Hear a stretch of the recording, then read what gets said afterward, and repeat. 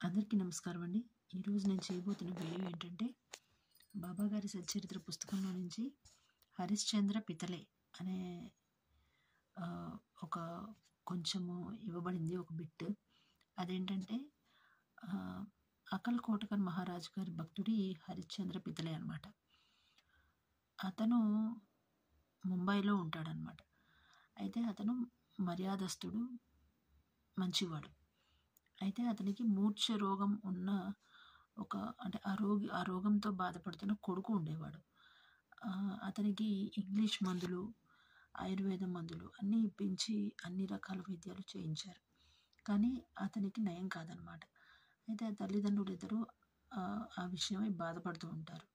అయితే ఇతనికి ఎవరి ద్వారానో తెలుస్తుంది. బాబా గారి దర్శనం చేసుకుంటే ఆయన ఇలాంటి అంటే ఏదైనా నయం కాని వ్యాధుల్ని కానీ, వాళ్ళ భక్తులకి ఉండే సమస్యల్ని కానీ తీరుస్తారనే ఒక నమ్మకంతో అతను ఇక్కడికి చేరుకొని అతని కొడుకుని బాబా గారి పాదాల దగ్గర పడుకోబెడతాడు. అయితే ఆ తర్వాత బాబా గారు అతన్ని చూడగానే అతనికి మూర్ఛ వచ్చేస్తుంది అనమాట. మూర్ఛ వచ్చేసి అతను కొట్టుకుంటూ ఉంటాడనమాట. అయితే వాళ్ళ తల్లి అతను ఇద్దరు బాధపడుతూ ఉంటారు. తల్లి తండ్రి, ఆ పిల్లవాడి యొక్క తల్లి తండ్రి ఇద్దరు బాధపడుతూ ఉంటారు. ఆ తల్లి ఏడ్చేస్తూ ఉంటుంది. అయితే బాబా గారు ఇట్లా చెప్తారు, అమ్మ కొంచెం ఓపికగా ఉండు, ఏమీ కాదు పిల్లాడికి, మీరు మీ బస్సు దగ్గరికి చేరుకునేసరికి ఇదంతా నయమైపోతుంది, పిల్లాడిలో చైతన్యం వస్తుంది, అప్పటిదాకా కొంచెం ఓపికగా ఉండమ్మా, బాధపడద్దని చెప్తారు.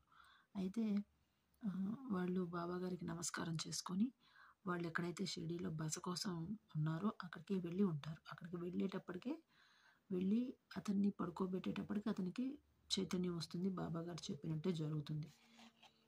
తర్వాత బాబాగారు అతనికి ఇలా చెప్తారనమాట, నువ్వు ఎక్కువ ఆలోచించడం కానీ, బాధపడడం కానీ అట్లాగా చేయొద్దు. అలా చేస్తే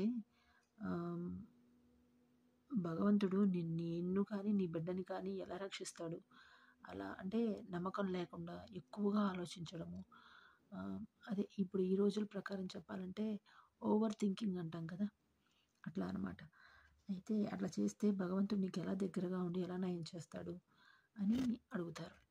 అడిగితే ఇక వాళ్ళు అనుకుంటారు, ఈ వ్యాధి నయమయ్యే వరకు ఇక్కడే ఉండి అంతా బాగు చేసుకొని వెళ్ళాలని అనుకుంటారు. కొంతకాలం అక్కడే ఉండాలని అనుకుంటారు.